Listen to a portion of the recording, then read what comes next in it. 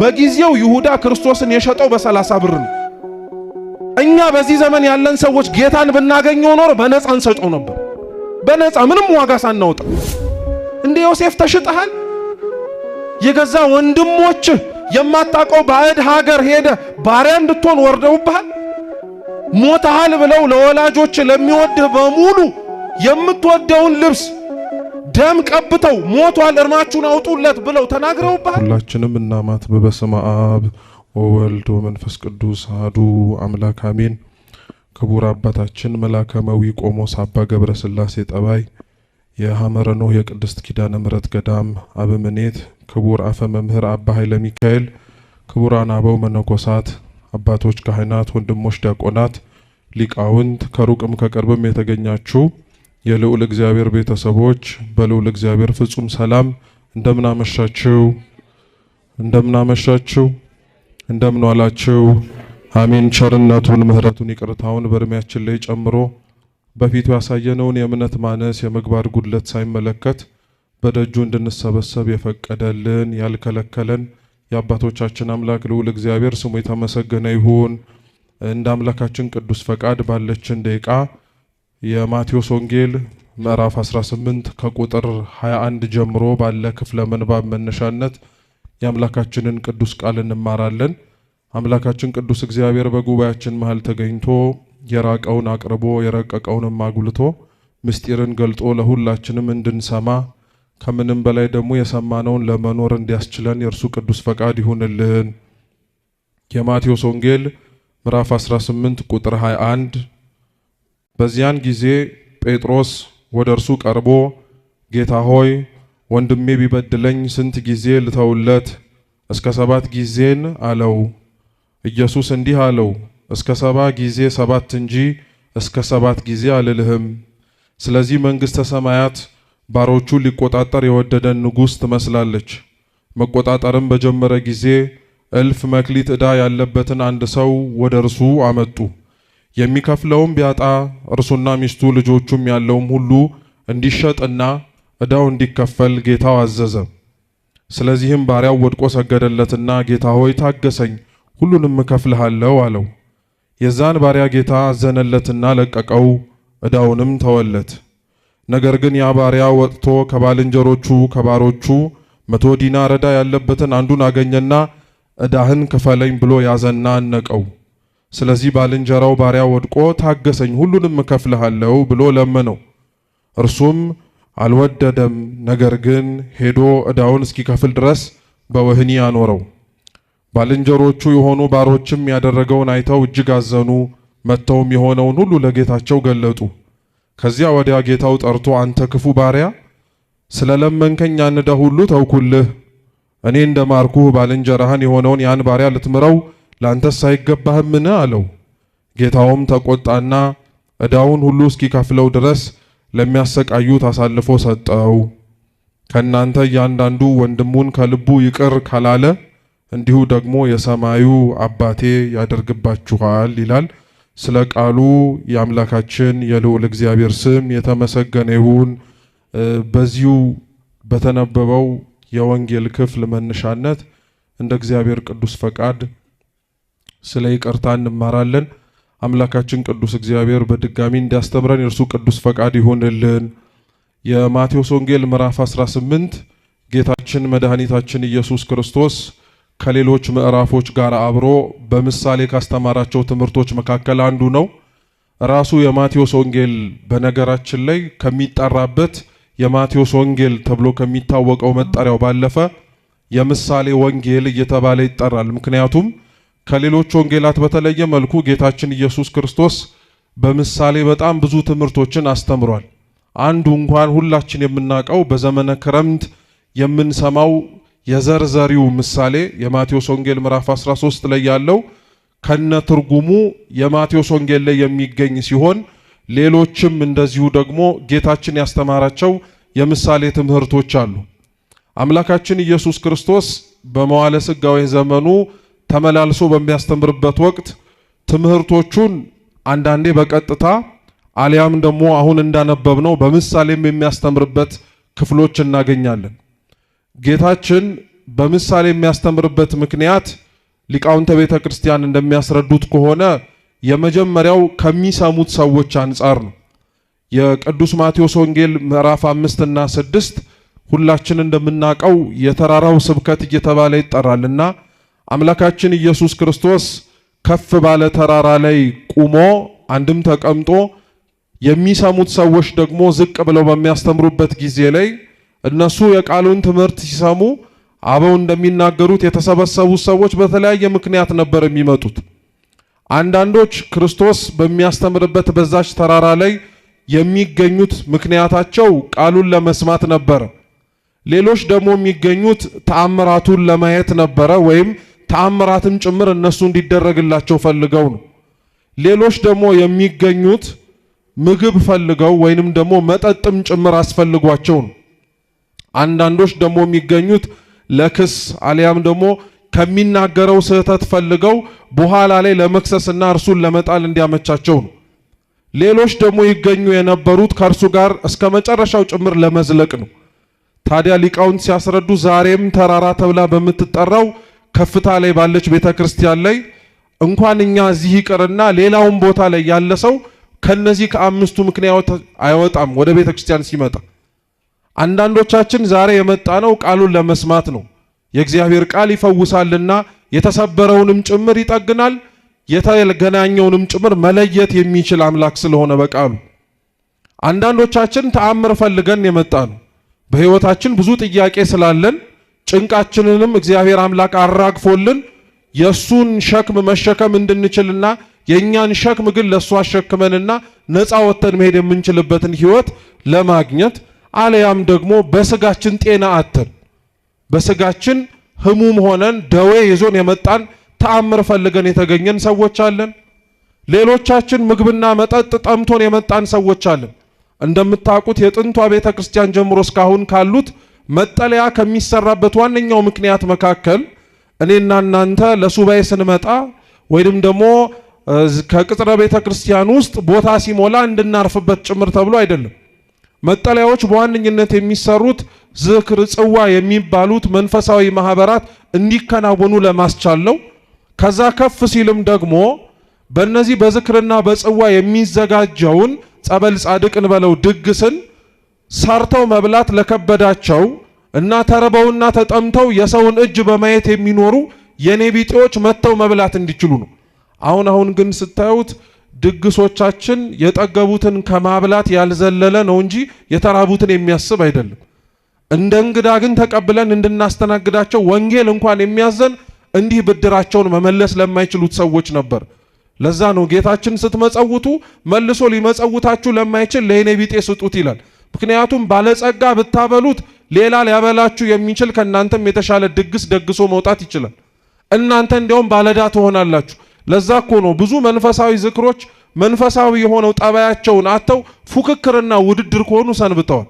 እነንትና ከደገሱት የተሻለ ድግስ ለመደገስ ተብሎ ስለሚታሰብ የሌላቸውን መንገድ ላይ ወድቀው ለመብላት የሚመኙትን ሰዎች ግን ሰብስበን ብናበላቸው የተሻለ ደግሰው ሊያበሉን የሚችሉበት አቅም ስለሌላቸው እግዚአብሔር ይስጣችሁ ብለው ነው የሚወጡት። ማን ይስጣችሁ? ከዚህ በላይ ምን የተሻለ ምርቃት ያለስ ይመስላችኋል ክርስቲያኖች? እግዚአብሔር ይስጥህ ከማለት ባለፈ ለሰጠ ሰው መልሶ መስጠት የሚችለው አቅም ከኛ ሊሆን ይችላል። ከሰጠው በላይ ከፍ ያለውን ማጎናጸፍ የሚችለው ግን ማን ብቻ ነው? እግዚአብሔር ብቻ ነው። እንደነዚህ ምግብና መጠጥ ፈልገው የሚመጡ ሰዎች አሁንም ድረስ አሉ። በዚሁ በመካከል ደግሞ ክፉ ለማድረግም የሚገኝ ሰው አይጠፋም። ከሚነገረው ከሚሰማው ከሚደረጉት ማንኛውም አይነት ነገሮች አድምጦ ለራሱ ሊሆን የሚችለውን ክፋቱን ሊያራምድበት እንዲህ ብላለች እኮ ቤተ ክርስቲያን ብሎ ሊያጥላላበት የሚችል ምክንያት ለማግኘት ብሎ የሚሰማ ሰው አለ።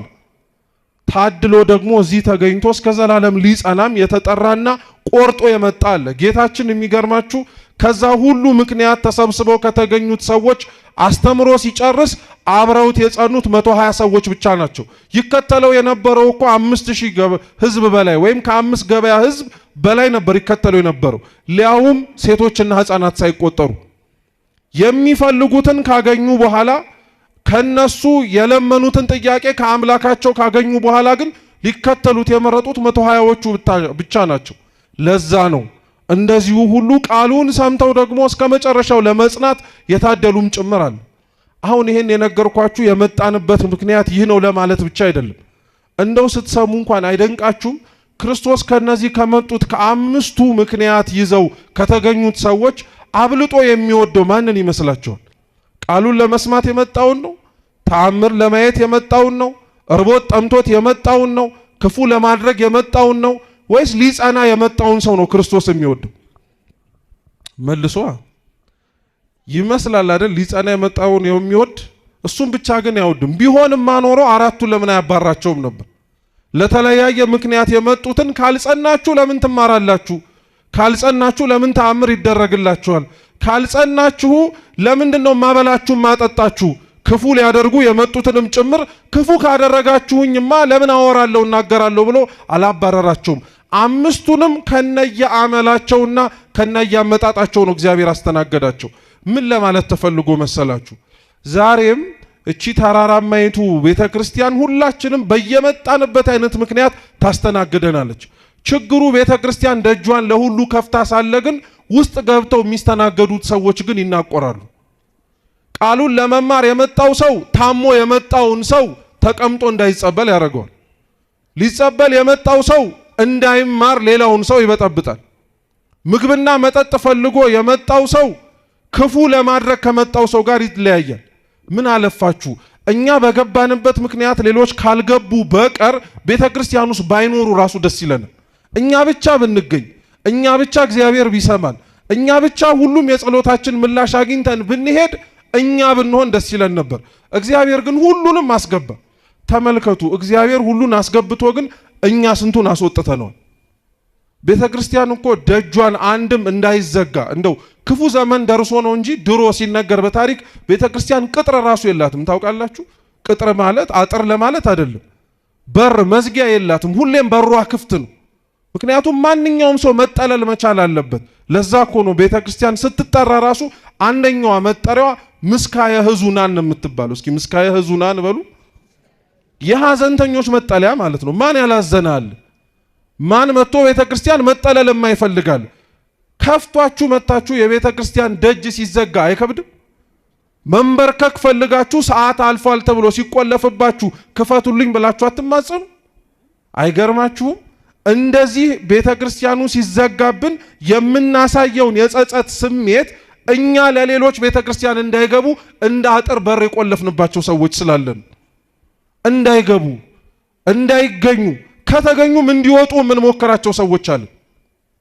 ለዛ ነው ጌታችን እንደነዚህ አይነት ሰዎች ስላሉ ይህ የተሰበሰበው ሰው በሙሉ በተለያየ ምክንያት የመጣው የተለያየ ዕውቀት ነው ያለው። የተማረ አለ፣ ያልተማረ አለ። ነገሮችን በጥሩ ለመረዳት የሚችል አለ፣ ሲደጋገምለት ደግሞ ለመስማት የሚችል ሰው አለ። አንዱ ምሳሌ የሚጠቀመው ለዚህ ነበር። በተለይ ለመረዳት አቅማቸው ደካማ የሆኑ ሰዎች እነሱ እንዲረዱ። ለዛ ነው በባህላቸው በሚያውቁት ነገር ሴቶቹን በእርሾ ወንዶቹን በዘር ወይም በገበሬ ያስተምር የነበረው ክርስቶስ ለነሱ ቅርብ በሆነውና ሊረዱት በሚችሉት ነገር እንዲያውቁት ነው። በተለይ ደግሞ የሚገርማችሁ ጌታችን በጣም በብዙ ምሳሌ እየመሰለ ካስተማረባቸው ነገሮች መካከል አንዷ ደግሞ መንግስተ ሰማያት ናት። እስኪ መንግስተ ሰማያት በሉ።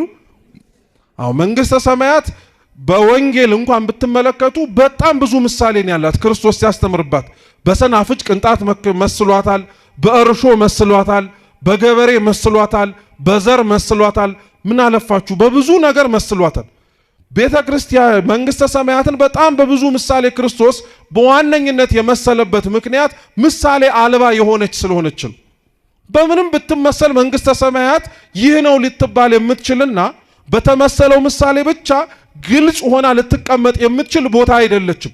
ለዛ ነው መንግስተ ሰማያትን ራሱ አበው ሲናገሩ እንደምንሰማው ምንድናት ተብሎ ቢናገር መንግስተ ሰማያት ላይ ያለን ዕውቀት አንደኛ አይን ያላያት እንደሆነች ነው። ምን ያላያት?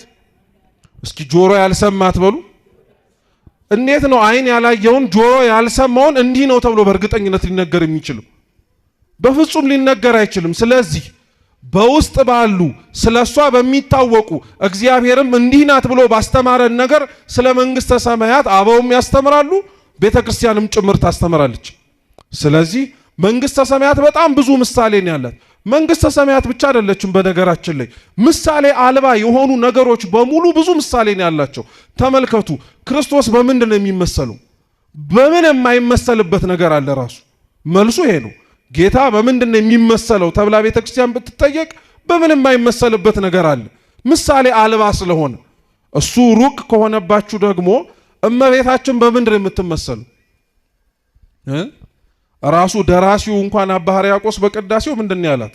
በመኑ በአምሳለ መኑ ናስተማስለኪ፣ በምንና በማን ምን እናረግሻለን እንመስልሻለን። ምሳሌ አልባ ናታ። ደግሞ እንደዛ ብሎ እኮ ምሳሌ ጠቅሳል። ከገነት በተሰደደ ጊዜ የአዳም ምኑ ነሽ? ተስፋው ነሽ። ሌሎችንም አበው እያነሳ የእነሱም እንዲህ ነሽ ይላታል። ይሄ ምሳሌ ግን ተዘርዝሮ አያልቅ። ከአቅሙ በላይ እስከሆነው ድረስ አባ ሕርያቆስ ህሊናው መርምሮ እስከሚደርስበት ድረስ ሄደ።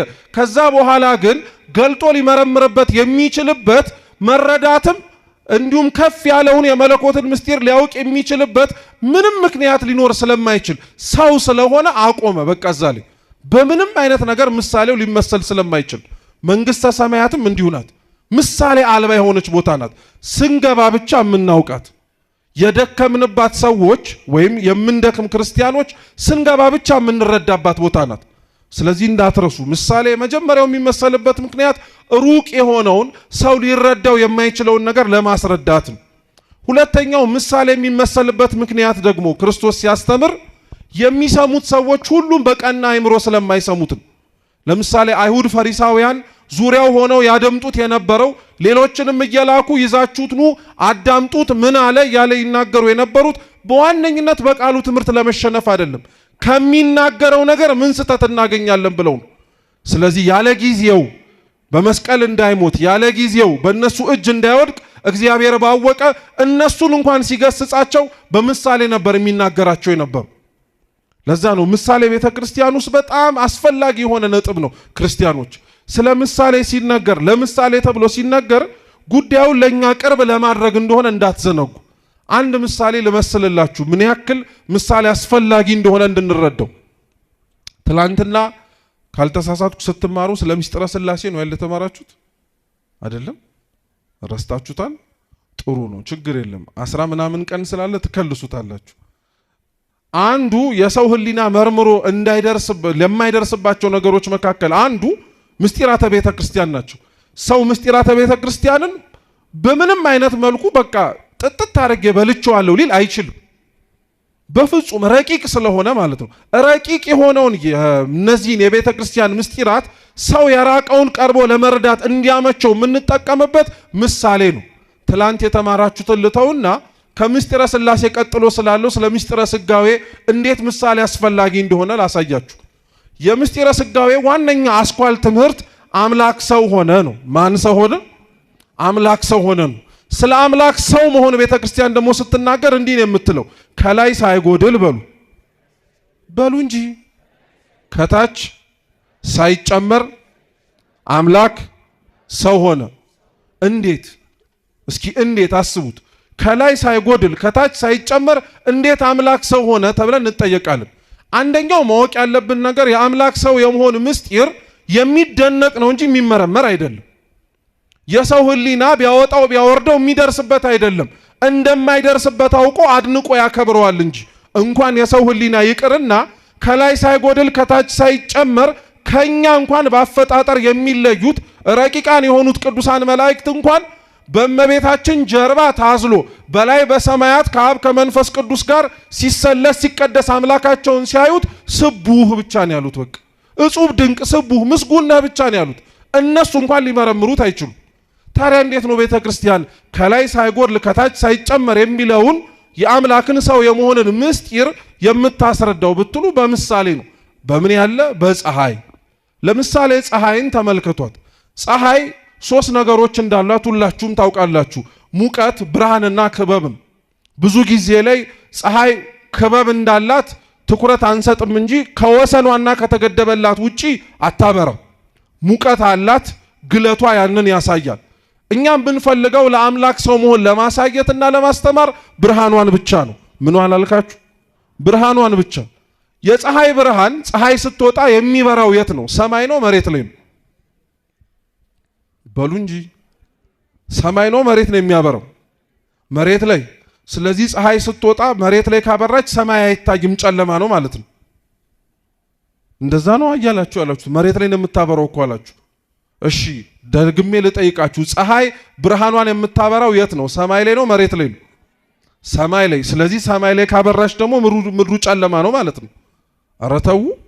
ፀሐይ የምታበራው የት ነው? በሰማይ ነው በመሬት ነው? እስኪ በሁለቱም በሉ። በሁለቱም ነው የምታበራው። ብርሃኗ በሰማይም አለ በምንም ጭምር አለ፣ በምድርም ላይ አለ። በፀሐይ ያለው ብርሃን ወደ መሬት ሲወርድ መጉደል የለበትም። በመሬት ያለው ብርሃን ደግሞ ከላይ ስለወረደ እዚህ የሚጨመር ነገርም የለም። የፀሐይ ብርሃን ስትወጣ በላይ ሳትጎድል በታች ሳትጨመር ማብራት ከቻለች እንዴት እሷን የፈጠረው እግዚአብሔር በላይም ሳይጎድል በታችም ሳይጨመር ሰው መሆን አይችልም ተብሎ ሊነገርለት ይችላል?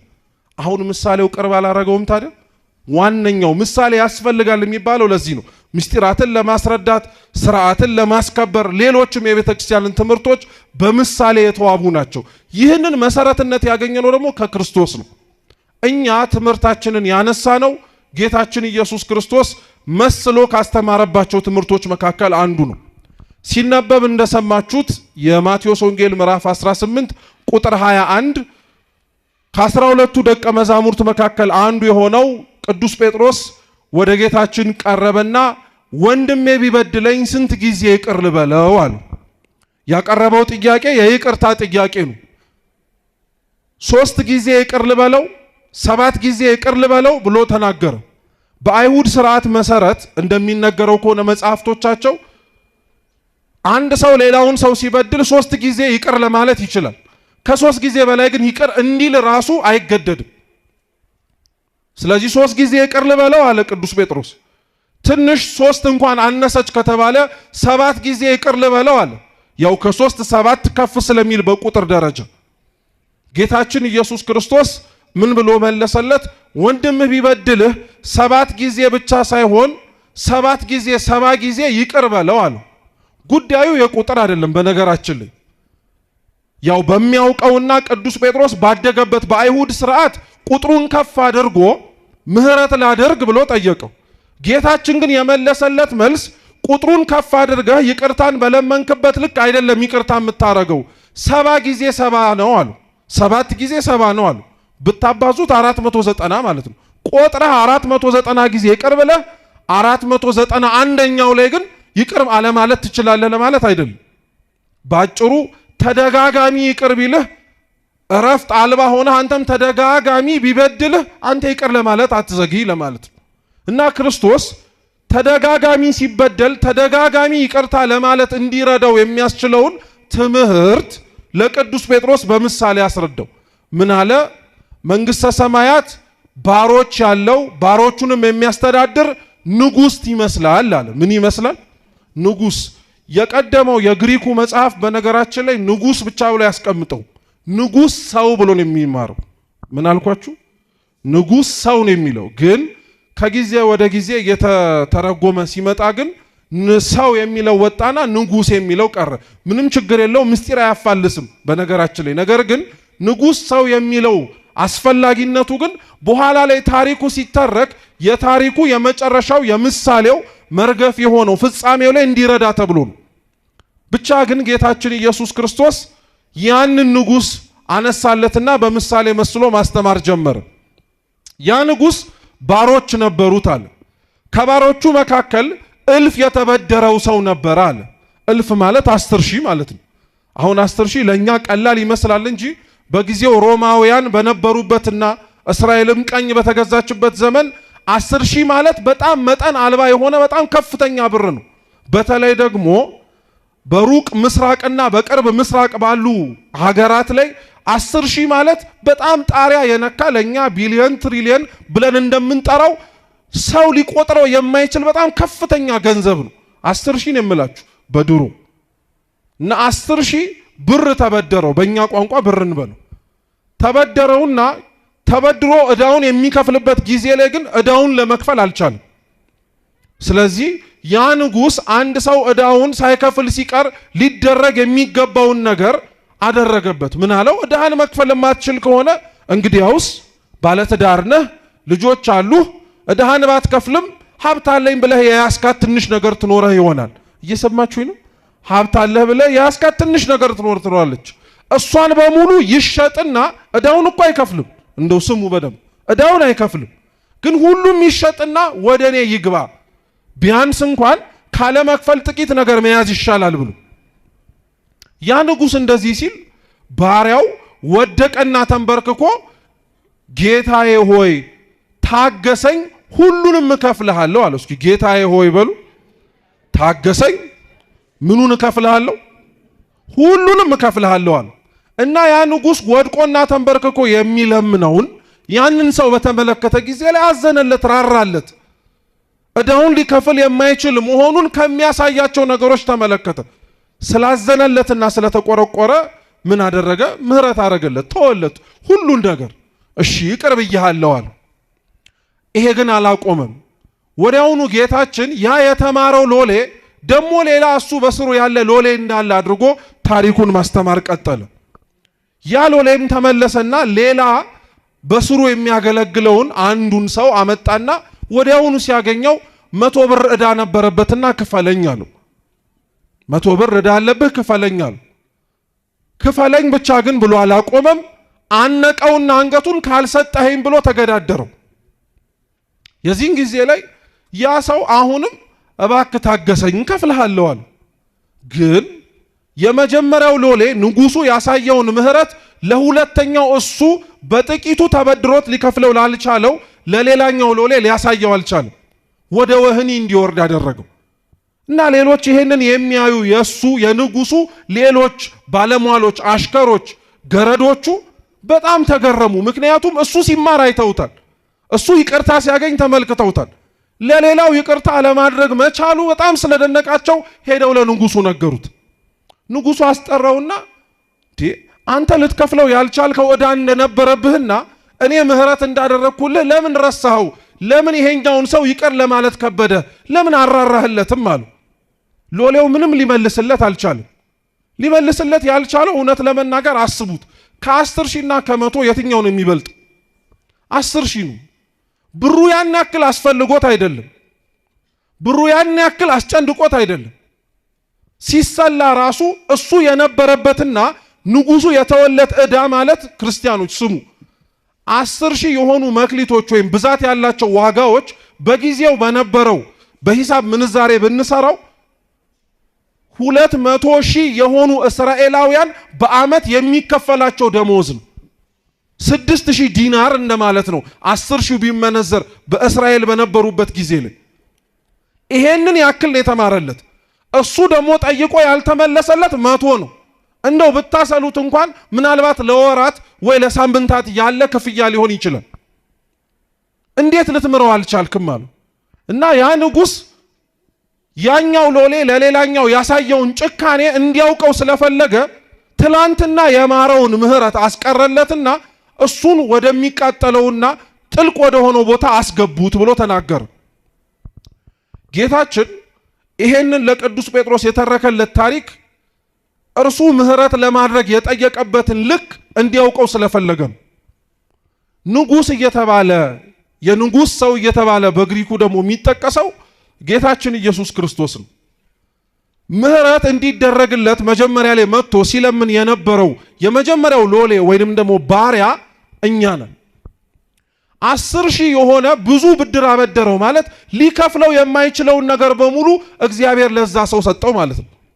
ክርስቲያኖች በህይወታችሁ እጃችሁ ላይ ኖሯችሁ ወይም ሳይኖራችሁም ጭምር ከእግዚአብሔር የምትለምኑት ምንም ነገር መልሳችሁ ልትከፍሉት የምትችሉት ነገር አይደለም። እዚህ እንኳን አሁን ተሰብስበን ይህችን ዓመት በዚህች ቤተ መቅደስ እየወደቅን እየተነሳን እመቤታችን እንድታረግልን ከእግዚአብሔር አማልዳ እንድታሰጠን የምንለምነው ምንም አይነት ነገር በምን አይነት ከተቀበልነው በኋላ ልንመልሰው እንችላለን? በምንም አይነት እውነቱን ልንገራችሁ እግዚአብሔር ስላረገልን እያንዳንዷን ነገር ብድራቱን መልሱ ብንባል መመለስ አንችልም። ተመልከቱት፣ ሌላውን ተዉት። ሳንለምን እንኳን የተቀበልናቸውን ነገሮች ብድር ሆነው ክፈሉባቸው ብንባል መክፈል አንችልም።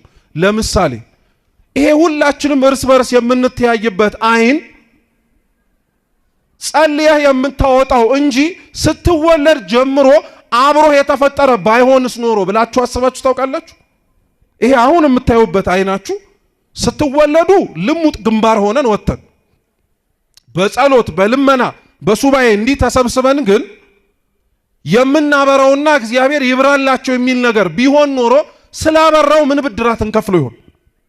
አሁን ይሄ ዝም ብሎ የተተረከ ታሪክ እንዳይመስላችሁ። ጌታችን ከእናቱ ማዕፀን ጀምሮ ከተወለደ በኋላ ግንባር ልሙጥ የሆነውን ሰው አይኑን አብርቶለታል። የዮሐንስ ወንጌል ምዕራፍ 9 ላይ ስለተደረገለት ነገር ምን እንደከፈለ ታስታውሳላችሁ? አይኑ ከበራለት በኋላ አይኑ የበራበት ዕለት ሰንበት ስለነበረ ፈሪሳውያንና አይሁድ ጠይቀውት ነበር። ማን ያበራልህ? ማን ነው ሳታይ እንድታይ ያደረገ? ወላጆቹን እንኳን አስመጥተው ይሄ ዕውር ሆኖ የተወለደው ልጃችሁ ነው ብለው ጠይቀዋል። እነሱ እንኳን እግዚአብሔር ስላደረገለትና ዕውር ሆኖ ወጥቶ አይኑን ስላበራለት ስለዛ ስለ ልጃቸው መመስከር ስለከበዳቸው እሱ ሙሉ ሰው ነው ጠይቁት ነው ያሉት። እነሱ እንዳይሰደቡ ማለት ነው። አይሁድ በጣም ክፉ ናቸው። ፈሪሳውያን ስለ ክርስቶስ መመስከር ከቤተ መቅደስና ከምኩራብ ያባረረ። ሙሉ ሰው ነው ጠይቁት አሉ። ሲጠይቁት አዎ እሱን ያበራልኝ አለ። አልፎ ተርፎ እንኳን ስለ ራሱ ስላበራለት ስለ ክርስቶስ ምስክርነት እንኳን ሰጥቷል። ስለሱ አለማወቃቸውን አይኑን ያበራለት አምላክ መሆኑን መናገሩን አይተው አንተ በኃጢአት የተወለድክ ብለው አባረውታል። ምን ልላችሁ ፈልጌ መሰላችሁ? እያንዳንዷ ከእግዚአብሔር የተቀበልናት ነገር በጭንቅ የምትገኝ ቢሆን ኖሮ በነፃ የተቀበልነውን ነገር በሙሉ ዋጋ ከፍለን የምናገኘው ቢሆን ኖሮ እንዲሁ እንደዚሁ ዝም ብለን የምንጠቀምበት ይመስላችኋል? አይንህን ጸልየህ ብታበረው ክፉ የምታይበት ይመስልሃል? እጅህን ለምነህ ብታንቀሳቅሰው ኖሮ ትሰርቅበት መስሏል? እግርህ ሽባ ሆኖ እግዚአብሔር ተርትሮልህ ብትራመድ ኖሮ ወደ ክፋት ትሮጥበት ነበር? በነፃ ስለሰጠህ እኮ ነው የናከው። ሳትለምን ስላደረገልህ እኮ ነው እንደዚሁ ዝም ብለህ ያባከንከው እንጂ እግዚአብሔር ለምነን ቢሆን ኖሮ ያገኘ ነው፣ ተማጽነን ቢሆን ኖሮ ይህን በሙሉ ያገኘ ነው አናረገውም። ለዛ እኮ ነው ተመልከቱ፣ እኛ በነፃ ተሰጥቶን ያገኘነውን ነገር አንዳንዶች እግዚአብሔር ባወቀ በነፃ ሳያገኙት በተለያየ መንገድ ሲመለስላቸው ታያላችሁ አይደል እንዴ? በተአምራት ሰው ሽባ ሆኖ ተወልዶ ሲተረተር አይታችሁ አታውቁም? ሰምተንም ቢሆን ልናውቅ እንችላለን። እነዛ ሰዎች እኛ ጤናማዎቹ ለኃጢአት በምናደርገው ችኮላ ልክ እነሱ አይቸኩሉም። የተደረገላቸውን ያውቃሉ፣ ከምን እንደተነሱ ያውቃሉ። ዛሬ እግዚአብሔርን የረሳ ነው እኮ እሱ የሚረሳ አምላክ ሆኖ አይደለም፣ የተደረገልንን ስለረሳን። ይሄ ሎሌ የተደረገለትን ስለረሳ እኮ ነው ለሌላው ሰው ጨካኝ ሆነው። ዛሬም እኛ እግዚአብሔር ያረገልንን ስለረሳን ለማስታወስም ስለማንፈልግ የትላንትና ታሪክን ማስታወስ ኃጢአትን መቆስቆስ መስሎ ብቻ ስለሚሰማን እኛው ራሳችን እግዚአብሔር ያረገልንን ነገር ለሌላው ማድረግ አንፈልግም። ዋጋ ከፍሎ የሰጠንን ነገርም ጭምር ዋጋ ቢስ ለማድረግ ነው የምንሮጠው። ሎሌው እሱ ነበረ። ከእግዚአብሔር የተቀበለው ነገር መልሶ ሊሰጠው የማይችለው ነገር ነው። እሱን አንድ ብላችሁ ያዙልኝ። ከእግዚአብሔር ተቀብሎት በምንም አይነት መልኩ ሊከፍለው የማይችለውን ነገር ደግሞ እግዚአብሔር ተወለት። አላግባብ ሲጠቀመው እንኳን አግኝቶት የተቀመጠለት ጊዜ ነበር ሊከፍለው ያልቻል። ንጉሱን ሰምታችሁታል ሲናገር ልጁን፣ ሚስቱን፣ ሀብት ንብረቱ በሙሉ ይወረስ ነው ያለው። እርግጥ ነው በኦሪትም የተጻፈ እንዲህ ያለ ሕግ ባይኖርም በሙሴ መጽሐፍ ግን አንድ ሰው ዕዳውን መክፈል የማይችል ከሆነ ዕዳውን መክፈል ስላልቻለ ብቻ ባሪያ እንዲሆን ይገደድ ነበር። እየሰማችሁ ነው? ዛሬ ዕዳችንን መክፈል የማንችለው ነገር ስለሆነ እግዚአብሔር ፊት እንደምኖቹ ነው የምንቀርበው ብትሉ እንደ ልጆቹ ብቻ ሳይሆን እንደ ባሪያም ጭምር ነው። መክፈል ስለማንችል ማለት ነው። ለመክፈልም ጭምር አናስብም ያረገልንን ነገር ከምናመሰግነውና ማረጉን ከማስታወስ ባለፈ። ከዛ በኋላ ነው የዚህ ሰውዬ ነገር በጣም የሚደንቀው። ተንበርክኮ ወድቆ ማረኝ ብሎና ሁሉን እከፍልሃለሁ አለ። እንደው ማረኝ ማለቱ እንኳን እሺ እንተወለት። ምን አይነት ሰውዬ ነው በራሱ ቢመካ ሁሉንም እከፍልሃለሁ ያለው? የማይከፈል ነገር እከፍልሃለሁ ይባላል እንዴ? የማይደረግ ነገር አደርግልሃለሁ ይባላል እንዴ? ለእግዚአብሔር ቃል የምንገባባቸው ነገሮች እንዲህ ሆነውብን አያውቁም? እማንችለውን ነገር እግዚአብሔርም ጭምር የማይችለው ስለሚመስለን የማይቻል ነገር እናረጋለን፣ የማይሆን ነገር እንናገራለን። ላንተና ለኔን ያቃተን እንጂ እኮ ለእግዚአብሔር አያቅተው። ለኔና ላንተ አዎ ይከብዳል፣ አይቻልም፣ ለማሰብ ራሱ ጭንቅ ነው። ለእግዚአብሔር ግን እኮ ኢምንት ነገር እኮ ነው። ባዶ ነው፣ ምንም ነገር አይቻለው፣ ምንም ነገር አይሆንለትም ተብሎ ለሱ አይነገርለትም። ማረኝ፣ ራራልኝ፣ ሁሉን እከፍልሃለሁ ሲለው ሁሉን አትከፍለኝም ራሱ አላለው። አየውና ራራለት፣ አዘነለት። እንደው እስኪ ክርስቲያኖች እንዲህ አይነት ንጉስ ታውቃላችሁ? እንዲህ ያለ ንጉስስ በጊዜው ተሰምቶ ይታወቅ ይሆን? ይሄ ንጉስ ክርስቶስ ካልሆነ፣ ይሄ ንጉስ አምላካችን እግዚአብሔር ካልሆነ በቀር ማን ይሆናል? እውነት ልንከፍለው ማንችለውን ነገር በሙሉ አድርጎልን በኋላም ደግሞ ሁሉን መክፈል እችላለሁ ስንል እንዴት ብለህ አሰብኮ ብሎ ሳይወቅስን ማረኝ ብለን ስንበረከክ ደግሞ ልንከፍለው ማንችለውን ዕዳ የሚተው ከሱ ውጪ ማንም የለም።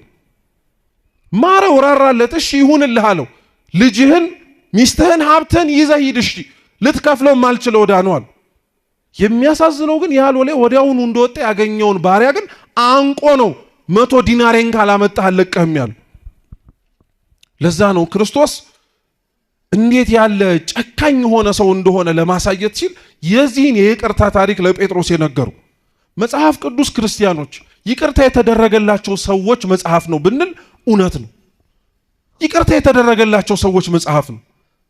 ተመልከቷቸው፣ አዳም፣ ሔዋን የመጀመሪያዎቹ ደጋግ ሰዎች ራሱ ይቅርታ ሊደረግላቸው የማይችል በደል ሰርተው እንኳን እግዚአብሔር ይቅር ብሏቸዋል።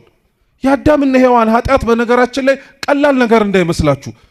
ቅጠል ቀጥፎ መብላት ስንሰማው እየለምበን ነው ስላገኘነውም ጭምር ነው እንጂ እኛ ጋር ሲደርስ የቀለለው ቅጠሉን ቀጥፈው የበሉበት ምክንያት እኮ የረሃብ ምክንያት አይደለም፣ እንደ አምላክ የመሆን የመሻት ምክንያት ነው። በዘመናዊው ቋንቋ እንግለጸው ብንል እኮ መፈንቅለ መንግስትን እያካሄዱ ያሉት እንደዚህ አይነቱ ምህረት አልባ የሆነ ነገር ነው ያደረጉት። እግዚአብሔር ግን ሊመራቸው ፈለገ። ሲጀመር ልጠይቃችሁ፣ ይሄንን ጥፋት ራሱ እንደሚያጠፉ አውቆ መጀመሪያውኑ መፍጠሩ ይቅር እንደሚላቸው አውቆ ካልሆነ በቀር በምን ምክንያት ሊፈጥራቸው ይችላል? ይቅርታ ሊያሰጥ የሚችል ነገር ስለሚያደርጉ ቢያነቡ ቢያለቅሱ እንኳን እነሱ ይቅርና በደጋግ ህይወት የኖሩት እንኳን ነቢያት ያነቡት እንባ እንኳን እነሱ ያጠፏትን ጥፋት የኃጢአት ስርየት ልታሰጥ አልቻለችም። እግዚአብሔር ግን የማይማር ነገር ያደረጉትን አዳምና ሔዋንን ይቅር ብሏቸዋል። የማይማር ነገር ነው ያደረጉት። ተመልከቱ፣ ሌላም ማንሳት እንችላለን። ዮሴፍን ተመልከቱት። ዮሴፍ ወንድሞቹን ይቅር ሲላቸው ይቅር የሚያስብል ነገር ነው እንዲያደረጉት አይደለም እኮ አይደለም፣ በፍጹም ወንድማቸው ሲሆን ለወረደ ዋጋ ሰውነቱን እንደው ቆሞ የሚራመድ ህይወት ያለው መሆኑን እንኳን ከግንዛቤ ሲያስገቡ በ30 ብር እኮ ነው የሸጡት። እነሱ በ28 ብር የተቀበሉት ሰዎች ደግሞ 2 ብር አትርፈው ነው ለግብፅ ባሪያ እንዲሆን የሸጡት የገዛ ወንድሞቹ። በዛም አላቆመም። ገብቶም እንኳን እኮ ዮሴፍ እረፍት አላገኘም ነበር። አብረኸኝ ካላደርክ ያለችው የጲጢፋራ ሚስት በሐሰት ከሳው ወህኒ ወርዷል። ስንት ዓመት 2 ዓመት ራሱ ተሰቃይቷል እዛ ውስጥ ሆኖ። ይሄ ሁሉ የሆነው እንደው ዮሴፍን ሆናችሁ ብታስቡት በማን ምክንያት ነው ብትሉ በሸጡት ወንድሞቹ እኮ ነው። ስለሸጡት፣ ባይሸጡት ኖሮማ ምን አለበት ኖሮ፣ ስለሸጡት ነበር የሆነው። ይሄ አላንስ ብሏቸው ወንድሞቹ በግ አርደው ስጋውን በልተው ደሙን የሚወደውን ልብስ ለብሰው ቀብተው ለቅልቀው አባታቸውን ያዕቆብ እርምህን አውጣ ብለው ለዘመናት አስለቀሰውታል። ከሱ ሳያንስ እነዚህን ወንድሞቹን ነው ራበን ብለው ሲመጡ ትላንትና ያደረጉትን ነገር አስታውሶ ላያረግባቸው የሚችላቸው ሊሆንባቸው የሚችል ምንም አይሆን ነገር ነበር። ምንም አላላቸው። ኑ ብሉ ኑ ጠጡ ብሎ ነው የከፈተላቸው። እንደው እነዚህንና ሌሎቹን ማላነሳላችሁ ለምን መሰላችሁ? ክርስቲያኖች እኛ ተበድለን ይቅር የማንልበት ምን ይቅር የማያስብል ምክንያት አለ? እንደ ዮሴፍ ተሽጠሃል። የገዛ ወንድሞች የማታውቀው ባዕድ ሀገር ሄደ ባሪያ እንድትሆን ወርደውብሃል። ሞተሃል ብለው ለወላጆች ለሚወድህ በሙሉ የምትወደውን ልብስ ደም ቀብተው ሞቷል እርማችሁን አውጡለት ብለው ተናግረውብሃል። እንደ አዳም እንደ ሔዋን እግዚአብሔር ላይ አምፀህ የማይደረገውን ነገር በሙሉ አድርገህ ነው ያለው። ሰው ይቅር ላይልህ ይችላል፣ እግዚአብሔር ግን ይቅር ይልሃል። እነዚህ ይቅር ያላቸዋቸውን ሰዎች በሙሉ ተመልከቷቸው። ሁሉም እኛ ብንሆን ኖሮ ብላችሁ ብታስቡት እንኳን ይቅር ልንላቸው ይቅርና ስላሰቡት ነገር እንኳን ይቅርታ ለመጠየቅ ሲመጡ ገና እሱ ላይ ነው የኛ ችግር የሚጀምረው።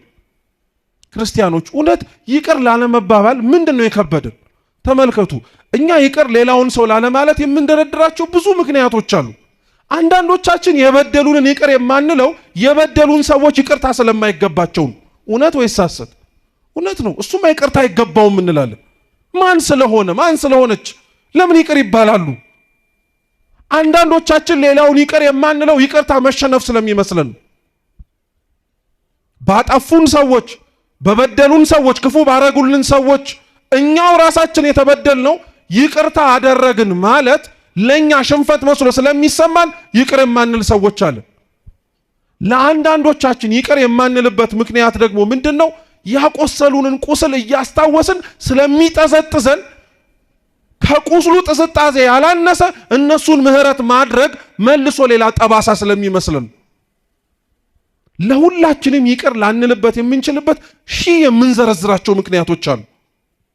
ክርስቶስም እንዲሁ ነው። ተመልከቱት። አብረውት ይከተሉት የነበሩትን ሰዎች፣ የሰቀሉትን ሰዎች፣ አብረውት እንኳን ሲውሉ ሲያድሩ የነበሩትን ሐዋርያት ስላጠፉት ብዙ ምክንያቶች ይቅር ላይላቸው የሚችልበት ብዙ ምክንያት ማንሳት ይችል ነበረ። ተመልከቱ። ጸሐፊው እንኳን ወንጌሉን የጻፈው ማቴዎስ ይቅር ላይባልበት የሚችል ምክንያት ነበር። ማቴዎስ ቀራጭ እኮ ነው። ቀራጭ ማለት በዘመናዊ ቋንቋ ግብር ሰብሳቢ ነው። በዘመኑ ቀራጭነት ሙያ ብቻ አይደለም። ለሮም መንግስት ገንዘብ ሰብስቦ መስጠት፣ ለራሳቸውም ኪስ ደግሞ የሚበቃቸውን ህዝቡን እያስጨነቁ ግብር ነው እያሉ መቀበል ነበር። ከዚህ አይነት ሁኔታ ነው ማቴዎስን አንስቶት ከቀራጭነት በሩ ላይ ጠርቶት ተከተለኝ አለው። ማቴዎስ ቀራጭነቱን ትቶ የራሱን ቁም ተዝካር ምሳ አብልቶ ቤቱን እንደተከፈተ ትቶ ከሄደ በኋላ እግዚአብሔር ትላንትና የነበረውን ቀራጭነቱን እያስታወሰ አንተ ቀራጭ እያለ ተናግሮት ያውቃል? አንድም ቀን በስሙ እንዲጠርቶት ያውቅ? ይሄ ገርማችኋል እንዴ? አሳልፎ እንደሚሰጠው እያወቀ ከናንተ መካከል አንዳችሁ ትሸጡኛላችሁ እያለ እሱ እንዲነቃ ሌሎች ወንድሞቹን እንኳን ሲያስደነግጣቸው የነበረውን ይሁዳን እንኳን አላስደነግጠው።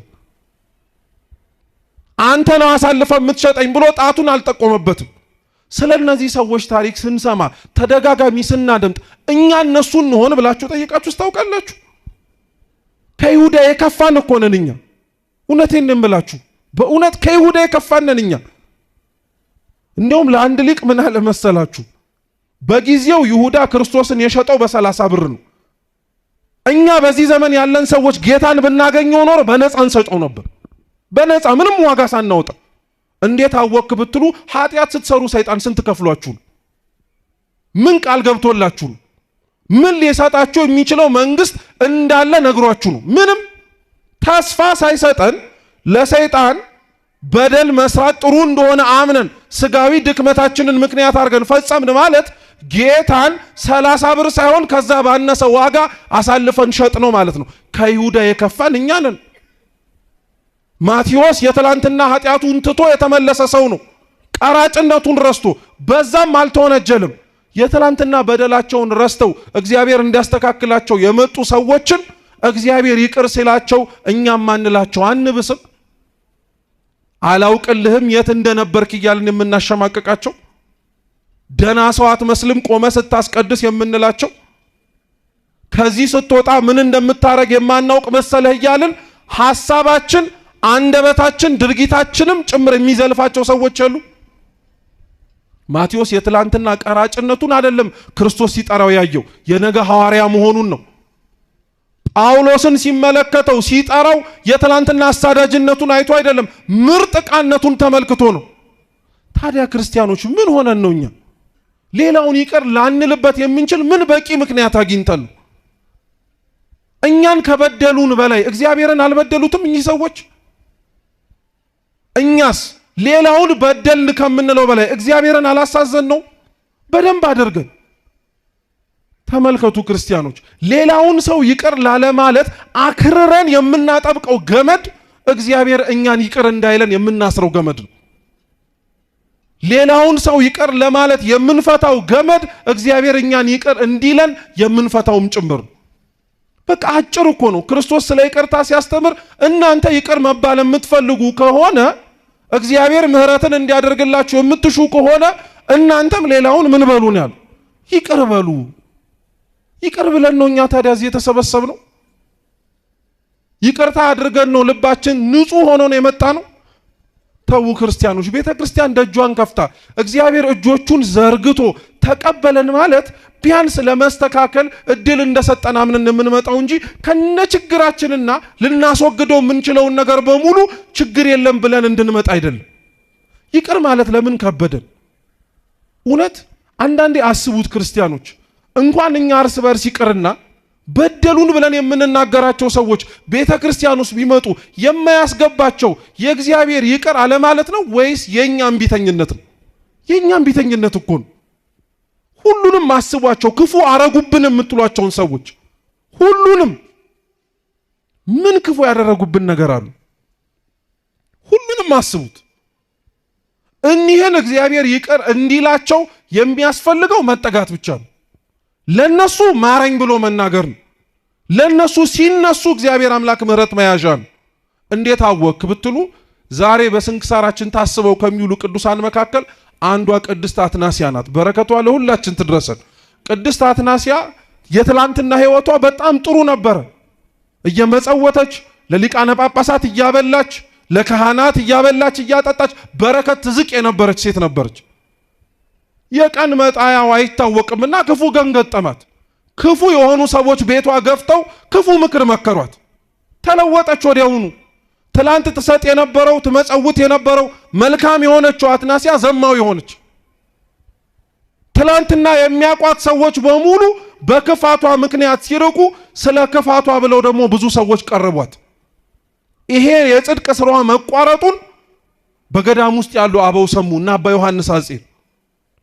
አባ ዮሐንስ አጼር ከገዳሙ ተመረጠና አንተ ሄደህ ለዚህ ተልኮ ይህቺ ነፍስ እንድትነቃ ምከር ተብሎ ተላከ።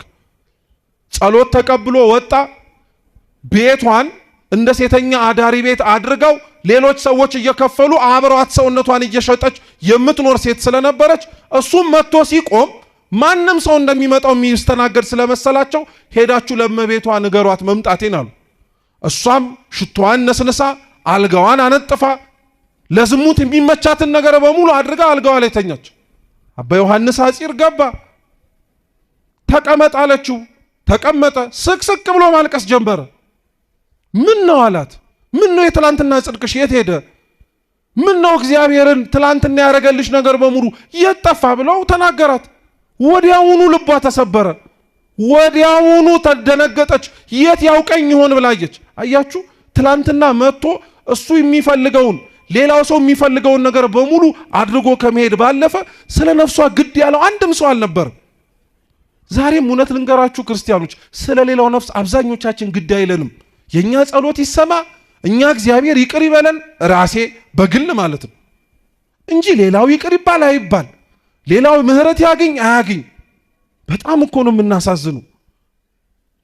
እንደ ሀገር እንኳንና እንደ ክርስቲያን እንደ ቤተ ክርስቲያን የመጣብንን ችግር እንኳን እያየን አብረን ምህረትን አንለምንም። እኛ ብቻ መማር ነው የምንፈልገው። ተምረህ የት ልትሄድ ነው? ብቻህን መንግስተ ሰማያት ልትገባ? እናትህ፣ አባትህ፣ ወገን ዘመድህ አብረውት የቆረቡት ተሰጦ የመለሱት ሌሎች ነፍሳት አይገዱህም? አያሳስቡህም እነሱ? አባ ዮሐንስ አጺር ሲነግራት ወዲያውኑ ደነገጠች። ምን ላርግ አለችው። አብረሽኝ ነይ ውጪ አላት። ማቄን፣ ልብሴን፣ ጨርቄን የትላንትና ኃጢአቴን ይቅር ይለኝ ይሆን አይለኝ ብላ ሳታስብ እኛ እኮ ኑ እንኳን ስንባል ይምረኝ ይሆን አይሆን የሚል የማስተባበያ ጥያቄ እንኳን እናቀርባለን። አንተን እንጂ መማር አለመማር የእግዚአብሔር ድርሻ ነው። ጥላው ሄደች። መንገድ ላይ ሲሄዱ መሸ። ጫካ ውስጥ እሱም በራሱ ቦታ እሷም በራሷ ቦታ ተኛች። አባ ዮሐንስ አጺር ማለዳ ሲነሳ ነፍሷ የለችም፣ ሙታለች።